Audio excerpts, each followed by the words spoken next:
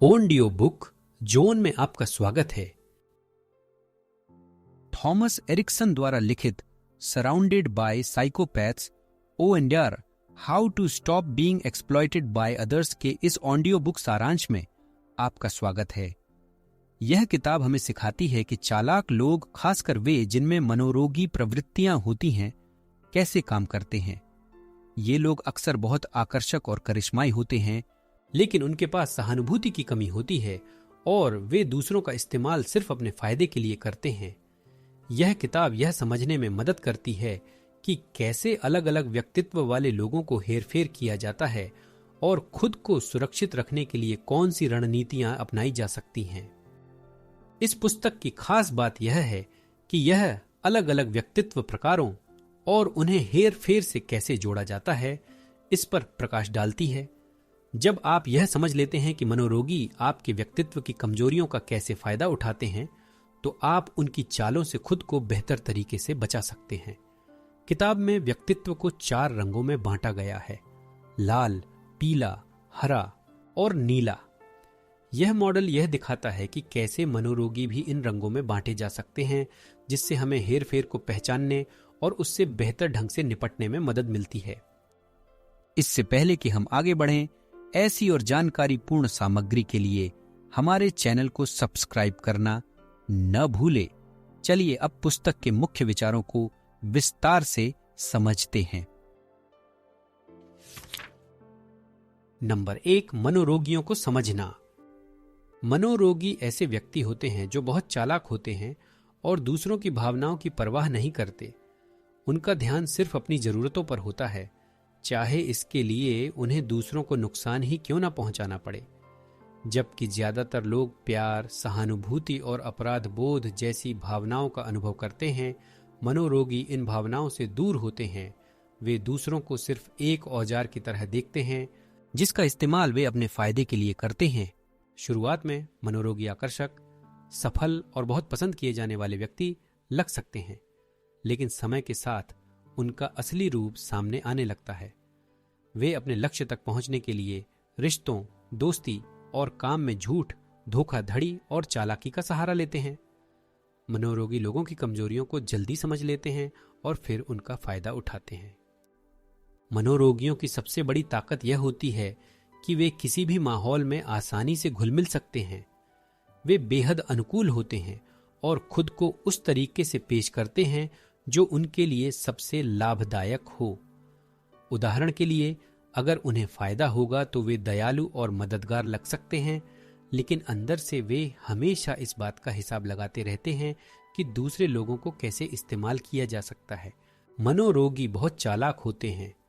वे अक्सर लोगों को वही बात कहते हैं जो वे सुनना चाहते हैं, जिससे वे हमेशा सही नजर आते हैं, लेकिन असल में उनका ध्यान सिर्फ अपने फायदे पर होता है। जैसे ही उन्हें किसी से वो मिल जाता है जो वे चाहते हैं, वे बिना किसी पछतावे के आगे बढ़ जाते हैं। मनोरोगी उन लोगों को निशाना बनाते हैं जो दयालु, सहानुभूतिपूर्ण और भरोसेमंद होते हैं, क्योंकि ऐसे लोगों को हेरफेर करना आसान होता है। अगर आप उनकी चालों को पहचानना सीख जाते हैं, तो आप खुद को उनके जाल में फंसने से बचा सकते हैं। नंबर 2, व्यक्तित्व के प्रकार और उनकी कमजोरियां। इस अध्याय में हम 4 मुख्य व्यक्तित्व प्रकारों के बारे में सीखते हैं: लाल, पीला, हरा और नीला। अपने व्यक्तित्व के बारे में जानना महत्वपूर्ण है ताकि आप समझ सकें कि आप हेरफेर के प्रति कितने संवेदनशील हो सकते हैं। मनोरोगी आपके व्यक्तित्व की कमजोरियों का फायदा उठाने के लिए अपनी चालें बदलते हैं। आइए इन 4 व्यक्तित्वों को समझते हैं। लाल व्यक्तित्व वाले लोग प्रेरित, आत्मविश्वासी और बोल्ड होते हैं। वे स्वाभाविक नेता होते हैं और नियंत्रण में रहना पसंद करते हैं। हालांकि उनका आत्मविश्वास और कामयाबी के प्रति फोकस उन्हें चापलूसी और हेरफेर का शिकार बना सकता है। मनोरोगी उनके गर्व और प्रतिस्पर्धा की भावना का फायदा उठाकर उन्हें चालाकी से फंसा सकते हैं। पीले व्यक्तित्व वाले लोग सामाजिक, उत्साही और बिना सोचे काम करने वाले होते हैं। उन्हें दूसरों का ध्यान आकर्षित करना और उनकी तारीफ पसंद होती है। मनोरोगी पीले व्यक्तियों को उनके उत्साह और मजेदार स्वभाव के जरिए हेर फेर करते हैं, उन्हें यह महसूस कराते हैं कि वे बहुत खास और महत्वपूर्ण हैं। पीले लोग आसानी से इनकी दोस्ती और करिश्मे के जाल में फंस सकते हैं, जिससे वे कमजोर हो जाते हैं। हरे व्यक्तित्व वाले लोग शांत, देखभाल करने वाले और सुलह पसंद होते हैं। वे विवाद से बचते हैं और दूसरों के प्रति बहुत सहानुभूतिपूर्ण होते हैं। शांति बनाए रखने की उनकी इच्छा उन्हें हेरफेर के लिए आसान शिकार बना देती है। मनोरोगी उन्हें दूसरों की खुशियों के लिए दोषी या जिम्मेदार महसूस कराते हैं, क्योंकि हरे लोग किसी को नाराज नहीं करना चाहते। नीले व्यक्तित्व वाले लोग विश्लेषणात्मक, सतर्क और सही काम करने वाले होते हैं। वे हर चीज को बारीकी से जांचते हैं और योजना पर भरोसा करते हैं। मनोरोगी उनमें संदेह और डर पैदा कर उन्हें हेरफेर करते हैं, जिससे वे खुद पर शक करने लगते हैं। वे नीले लोगों को ऐसा महसूस करा सकते हैं कि उनके पास निर्णय लेने के लिए पर्याप्त जानकारी नहीं है, जिससे वे हेरफेर करने वाले पर निर्भर हो जाते हैं। हर व्यक्तित्व की अपनी ताकतें होती हैं, लेकिन उन ताकतों के साथ कुछ कमजोरियां भी होती हैं। मनोरोगी इन कमजोरियों का फायदा उठाते हैं। अपने व्यक्तित्व के बारे में जानने से आपको यह समझने में मदद मिलती है कि आप कहां कमजोर हो सकते हैं और आप खुद को कैसे सुरक्षित रख सकते हैं। नंबर 3, मनोरोगियों के 4 प्रकार। जैसे हमारे व्यक्तित्व अलग होते हैं, वैसे ही मनोरोगियों के भी अलग अलग प्रकार होते हैं। लाल मनोरोगी का व्यवहार पीले मनोरोगी से अलग होता है और वे अपने लक्ष्यों को हासिल करने के लिए अलग अलग तरीके अपनाते हैं। जिस मनोरोगी से आप निपट रहे हैं, उसके व्यक्तित्व को समझकर आप उनकी रणनीति को बेहतर तरीके से पहचान सकते हैं और उनके हेरफेर से खुद को बचा सकते हैं। लाल मनोरोगी सबसे आक्रामक और जोरदार होते हैं। वे साहसी, आत्मविश्वासी होते हैं और जो चाहते हैं उसे पाने के लिए धमकी या डराने धमकाने का सहारा लेने से नहीं हिचकते। लाल मनोरोगी नियंत्रण और ताकत से खेलते हैं। वे डर पैदा करके और आक्रामक तरीकों का इस्तेमाल कर लोगों को अपने हिसाब से चलाने की कोशिश करते हैं। अगर आप लाल मनोरोगी से निपट रहे हैं तो उनसे सीधे और टकरावपूर्ण व्यवहार की उम्मीद करें, क्योंकि वे हमेशा नियंत्रण में रहना चाहते हैं। पीले मनोरोगी आकर्षक होते हैं। वे अपने करिश्मे और दोस्ताना व्यवहार का इस्तेमाल कर लोगों को प्रभावित करते हैं। पीले मनोरोगी हंसमुख माहौल बनाते हैं, जिससे लोग खास महसूस करते हैं। वे तेजी से विश्वास जीतने के लिए अपने आकर्षण का इस्तेमाल करते हैं, लेकिन उनके असली इरादे अलग होते हैं। वे अक्सर ऐसे वादे करते हैं जिन्हें निभाने का कोई इरादा नहीं होता, या अपने असली इरादों से ध्यान भटकाने के लिए अपनी हंसमुखता का सहारा लेते हैं। हरे मनोरोगी सूक्ष्म रूप से हेरफेर करते हैं। वे शांत और धैर्यवान होते हैं, सही मौके की तलाश में रहते हैं। हरे मनोरोगी लोगों को अपनी परेशानियों के लिए जिम्मेदार महसूस कराकर हेरफेर करते हैं। वे पीड़ित बनने का नाटक करते हैं ताकि लोग उनकी मदद करने को मजबूर महसूस करें। भले ही वे सीधे तौर पर आक्रामक ना हों, लेकिन उनकी चालें भी बहुत खतरनाक हो सकती हैं। हरे मनोरोगी दूसरों की सहानुभूति और दयालुता का फायदा उठाते हैं, जिससे लोग उनकी मदद करने के लिए बाध्य हो जाते हैं। नीले मनोरोगी सबसे ज्यादा योजना बनाने वाले और संगठित होते हैं। वे हर चीज की बारीकी से योजना बनाते हैं और उनकी चालें बहुत सोच समझकर होती हैं। नीले मनोरोगी संदेह और उलझन पैदा करके लोगों को भ्रमित करते हैं। वे लोगों को यह महसूस कराते हैं कि वे गलतियां कर रहे हैं या कुछ महत्वपूर्ण जानकारी खो रहे हैं। इससे उनके शिकार खुद पर संदेह करने लगते हैं और अपनी सोच में बदलाव लाकर मनोरोगी पर निर्भर हो जाते हैं। आप जिस प्रकार के मनोरोगी से निपट रहे हैं, उसे समझकर आप उनकी चालों से खुद को बचाने के लिए बेहतर तरीके से तैयार हो सकते हैं। हर प्रकार की रणनीति अलग होती है, लेकिन उनका मकसद हमेशा दूसरों को अपने फायदे के लिए नियंत्रित और शोषित करना होता है। नंबर 4, मनोरोगी कैसे विभिन्न व्यक्तित्व प्रकारों को प्रभावित करते हैं। हर व्यक्तित्व प्रकार मनोरोगियों से अलग तरह से प्रभावित होता है और मनोरोगी इस बात को भली भांति समझते हैं। वे अपने हेर फेर के तरीके को व्यक्ति के व्यक्तित्व के अनुसार ढालते हैं ताकि वे अधिक से अधिक लाभ उठा सकें। लाल व्यक्तित्व वाले लोग अपने अहंकार और सफलता की चाहत के चलते प्रभावित होते हैं। मनोरोगी जानते हैं कि लाल लोग नियंत्रण में रहना पसंद करते हैं, इसलिए वे उनकी चापलूसी करके और उन्हें श्रेष्ठ महसूस कराकर फायदा उठाते हैं। वे लाल व्यक्तित्व वाले लोगों को जोखिम उठाने के लिए उकसाते हैं, यह जानते हुए कि वे आगे बढ़ने के लिए कुछ भी करेंगे। मनोरोगी उनके अहंकार का फायदा उठाकर उन्हें बिना सोचे समझे निर्णय लेने के लिए प्रेरित करते हैं। पीले व्यक्तित्व वाले लोग आकर्षण और रोमांच से प्रभावित होते हैं। मनोरोगी पीले लोगों को यह महसूस कराते हैं कि वे सबसे महत्वपूर्ण हैं और उन्हें मजेदार और रोमांचक माहौल में रखते हैं। वे पीले व्यक्तित्व वाले लोगों का ध्यान बंटाकर उन्हें हेरफेर के जाल में फंसाते हैं। चूंकि पीले लोग सकारात्मकता और मौज मस्ती के लिए तरसते हैं, वे अक्सर मनोरोगी के इरादों को नजरअंदाज कर देते हैं। हरे व्यक्तित्व वाले लोग अपराध बोध और जिम्मेदारी के माध्यम से हेरफेर किए जाते हैं। मनोरोगी हरे लोगों को यह महसूस कराते हैं कि उनकी देखभाल करना उनकी जिम्मेदारी है। वे पीड़ित की भूमिका निभाते हैं और मदद के लिए हरे व्यक्तित्व वाले लोगों पर निर्भर रहते हैं। चूंकि हरे लोग टकराव से बचते हैं और शांति चाहते हैं, वे अक्सर मनोरोगी की मांगों के आगे झुक जाते हैं, जिससे उन्हें फंसने का एहसास हो सकता है। नीले व्यक्तित्व वाले लोग डर और अनिश्चितता से प्रभावित होते हैं। मनोरोगी ब्लू व्यक्तित्व वाले लोगों में संदेह पैदा करते हैं, जिससे वे अपने फैसलों पर संदेह करने लगते हैं। वे परिस्थितियां बनाते हैं जहां ब्लूज को लगता है कि उन्हें और जानकारी की जरूरत है या वे गलत फैसले कर रहे हैं। इससे वे मनोरोगी पर सलाह या समर्थन के लिए निर्भर हो जाते हैं, जिससे मनोरोगी को नियंत्रण का अवसर मिलता है। समझकर कि मनोरोगी किस तरह से प्रत्येक व्यक्तित्व प्रकार को हेरफेर करते हैं, आप अपने जीवन में इन संकेतों को पहचानना सीख सकते हैं। इन रणनीतियों को समझने से आप मनोरोगी के हेरफेर का विरोध करने और खुद को शोषण से बचाने में सक्षम हो सकते हैं। नंबर 5, हेरफेर से खुद को कैसे बचाएं। खुद को हेरफेर से बचाने का पहला कदम है आत्म जागरूक होना।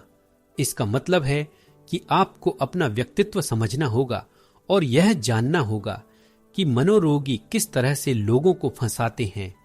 जब आप यह समझ जाते हैं तो आप उनके जाल से बचने के लिए तैयार हो जाते हैं। यहां कुछ आसान तरीके दिए गए हैं जिनसे आप हेरफेर से खुद को बचा सकते हैं। स्पष्ट सीमाएं बनाएं। मनोरोगी आपकी सीमाओं का बार बार परीक्षण करते हैं। जब आप साफ सुथरी और मजबूत सीमाएं बनाते हैं तो उनके लिए आपको हेर फेर करना मुश्किल हो जाता है। दृढ़ रहें और यह तय करें कि आप क्या सहन करेंगे और क्या नहीं। न कहना सीखें। मनोरोगी इस बात पर निर्भर करते हैं कि लोग ना नहीं कह पाते। वे आपको ऐसी चीजों के लिए हां कहने के लिए दबाव डालते हैं जो उनके लिए फायदेमंद होती हैं। बिना दोषी महसूस किए न कहना सीखें।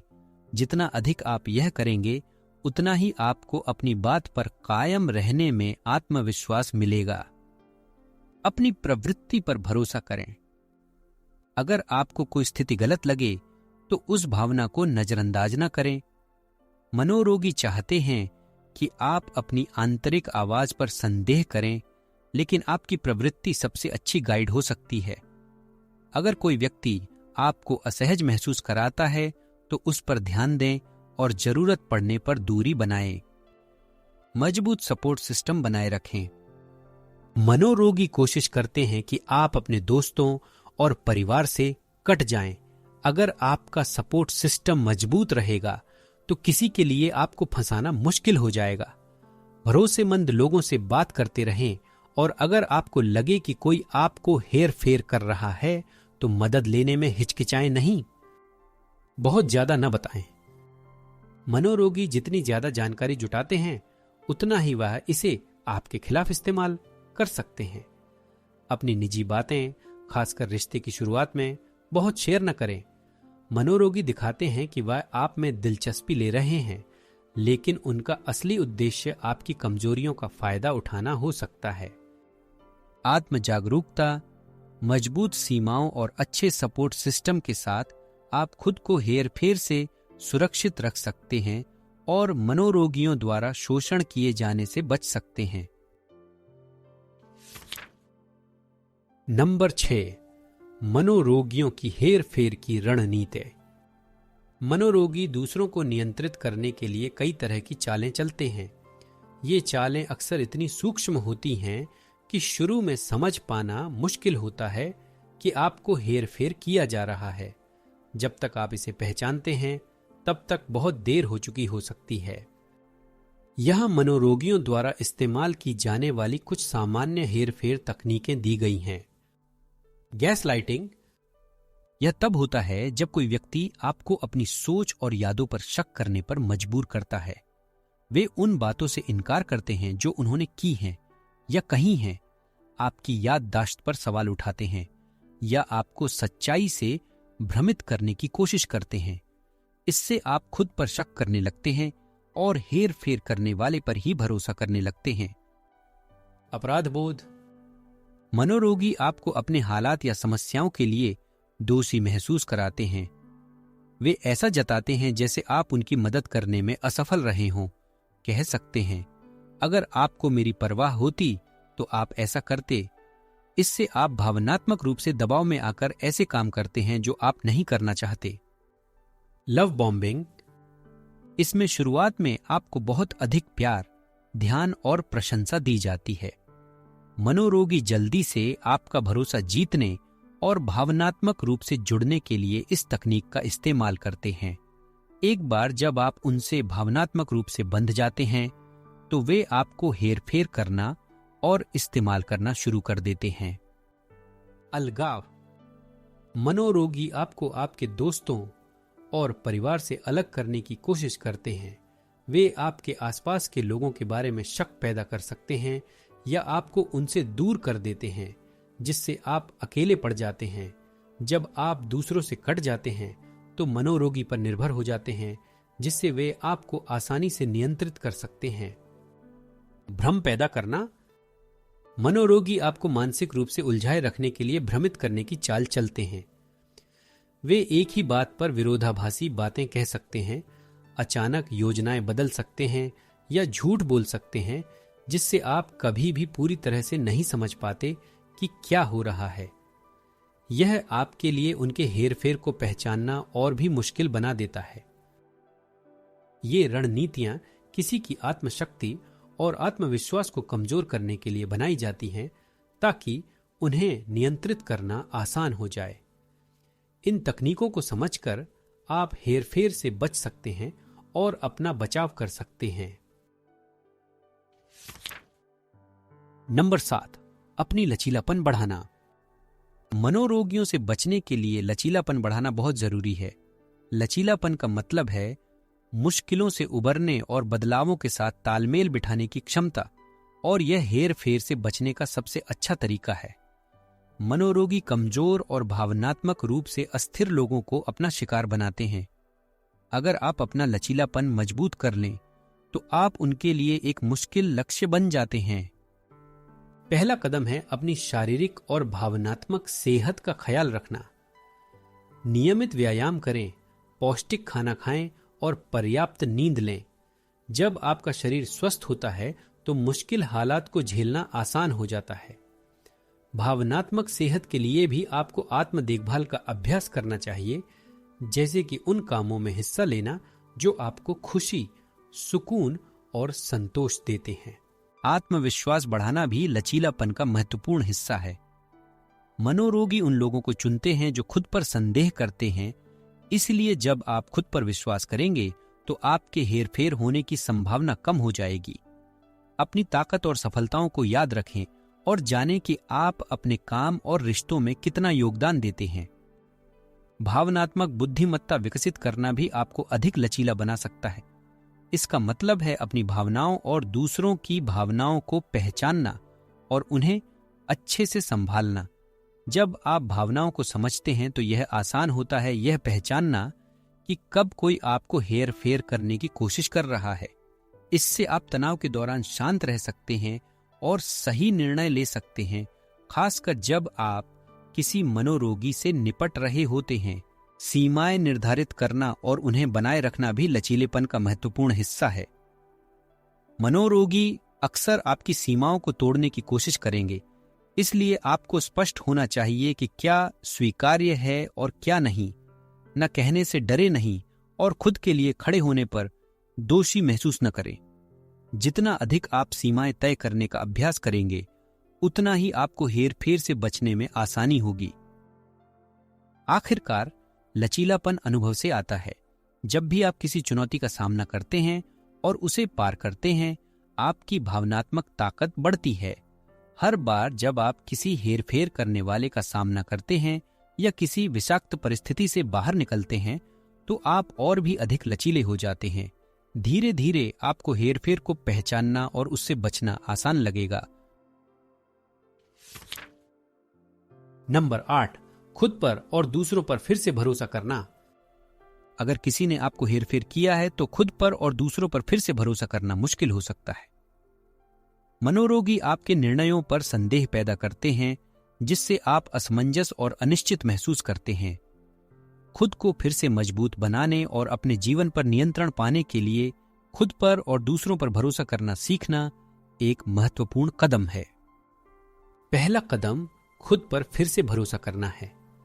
हेरफेर आपको असुरक्षित और कमजोर महसूस करा सकता है, लेकिन यह समझना जरूरी है कि यह आपकी गलती नहीं थी।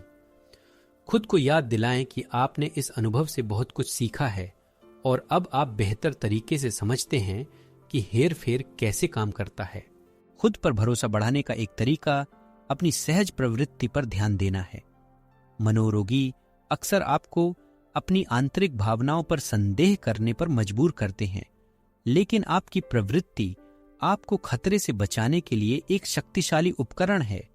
जब आप किसी स्थिति या व्यक्ति के बारे में कुछ गलत महसूस करते हैं, तो उस भावना पर ध्यान दें। इसे नजरअंदाज करने के बजाय इसका सम्मान करें और इसे समझने की कोशिश करें।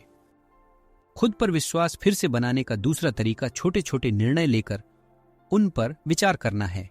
आप छोटे निर्णयों से शुरू कर सकते हैं, जैसे कि क्या खाना है या कहां जाना है, और धीरे धीरे अधिक महत्वपूर्ण निर्णयों की ओर बढ़ें। जब आप देखेंगे कि आपके निर्णय सही थे, तो आपका आत्मविश्वास बढ़ेगा और आप बड़े फैसलों में भी खुद पर भरोसा करना सीखेंगे। दूसरों पर फिर से भरोसा करना भी जरूरी है, लेकिन इसे धीरे धीरे और सोच समझकर करें। हेर फेर का अनुभव होने के बाद लोगों पर संदेह करना सामान्य है, लेकिन खुद को पूरी तरह से अलग थलग न करें। उन लोगों से घिरे रहें जिन्होंने समय के साथ अपनी ईमानदारी और भरोसेमंदता साबित की है। आपसी सम्मान और समर्थन के आधार पर रिश्तों का निर्माण करें। दूसरों के साथ विश्वास बहाल करने में संचार भी महत्वपूर्ण है। अपने विचारों और भावनाओं को खुलकर व्यक्त करें और मदद मांगने से न डरें। जब लोग अपने शब्दों और कार्यों में निरंतरता दिखाते हैं, तो विश्वास धीरे धीरे फिर से बनता है। इस बात पर ध्यान दें कि लोग समय के साथ कैसे व्यवहार करते हैं और उनके कार्यों से उनका भरोसेमंद होना प्रमाणित होता है। ध्यान रखें कि भरोसा धीरे धीरे बनता है और इसे बनने में समय लगता है। यह एक प्रक्रिया है जो धीरे धीरे होती है, लेकिन हर कदम के साथ आप खुद पर और दूसरों पर भरोसा करने की अपनी क्षमता को फिर से हासिल करेंगे। नंबर 9, सतर्क रहना और अपने भविष्य की सुरक्षा करना। इस आखिरी अध्याय में बताया गया है कि कैसे हमें सतर्क रहना चाहिए और भविष्य में हेरफेर से बचने के लिए तैयार रहना चाहिए। मनोरोगी और चालाक लोग हमेशा आसपास रहेंगे, इसलिए उनके तरीकों और चालों के बारे में जागरूक रहना जरूरी है। सतर्क रहने से आप उनकी चालों से खुद को बचा सकते हैं और फिर से उनके जाल में फंसने से बच सकते हैं। खुद को सुरक्षित रखने का एक तरीका यह है कि आप मनोरोगियों के व्यवहार चक्रों को पहचानें। वे अक्सर गायब होने के बाद फिर से आपके जीवन में आने की कोशिश करते हैं, खासकर जब उन्हें लगता है कि वे आपको फिर से इस्तेमाल कर सकते हैं। इसलिए सतर्क रहना और पहचानना जरूरी है कि कोई कब आपके जीवन में वापस आने की कोशिश कर रहा है और उसके इरादे सच्चे हैं या नहीं। दूसरी अहम बात है अपनी सीमाओं को बनाए रखना। मनोरोगी आपकी सीमाओं को बार बार परखते हैं, इसलिए आपको अपनी सीमाओं में मजबूत बने रहना चाहिए। दूसरों को यह मौका न दें कि वे आपको उन चीजों के लिए मजबूर करें जो आपको असहज करती हैं या आपके विश्वासों के खिलाफ जाती हैं। अपने फैसलों पर कायम रहें और किसी के दबाव या अपराध बोध का शिकार न बनें। अपनी लचीलापन और आत्म जागरूकता को भी बनाए रखना जरूरी है। जितना आप भावनात्मक और मानसिक रूप से मजबूत होंगे, हेर फेर के प्रति आपकी संवेदनशीलता उतनी ही कम होगी। आत्म देखभाल का अभ्यास करते रहें, अपने समर्थन देने वाले लोगों से जुड़े रहें और अपनी भावनात्मक समझ को बढ़ाते रहें। ये बातें आपको मजबूत बनाए रखेंगी और हेरफेर से बचने में मदद करेंगी। अपनी आंतरिक भावनाओं पर भरोसा करना भी महत्वपूर्ण है। अगर आपको किसी के व्यवहार के बारे में कुछ अजीब लगे या असहज महसूस हो, तो उस भावना को नजरअंदाज न करें। मनोरोगी अपने इरादों को छिपाने में माहिर होते हैं, लेकिन आपकी आंतरिक भावना अक्सर सच्चाई का संकेत देती है। खुद पर भरोसा रखें और उन लोगों से दूरी बनाने में संकोच न करें जो आपको असुरक्षित या असहज महसूस कराते हैं। अंत में याद रखें कि हेरफेर से बचाव एक निरंतर प्रक्रिया है। इसका मतलब हर समय चौकस रहना नहीं है, बल्कि जागरूक और सतर्क रहना है। जितना अधिक आप खुद को और मनोरोगियों की चालों को समझेंगे, उतना ही आप अपने आप को उनके शोषण से बचाने में सक्षम होंगे। मजबूत रहें, सतर्क रहें और अपने भविष्य को हेर फेर से बचाएं।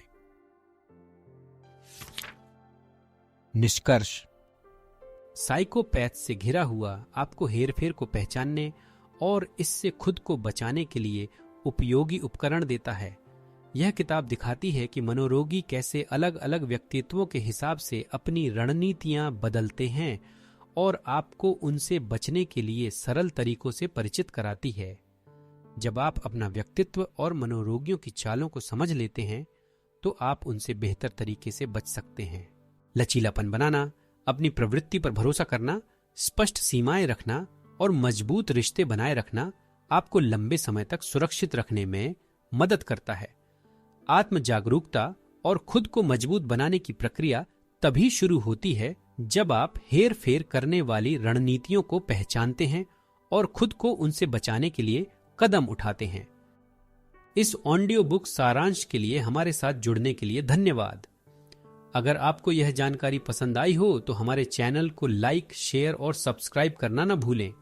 हम आपके समर्थन की सराहना करते हैं और अगले वीडियो में फिर मिलेंगे।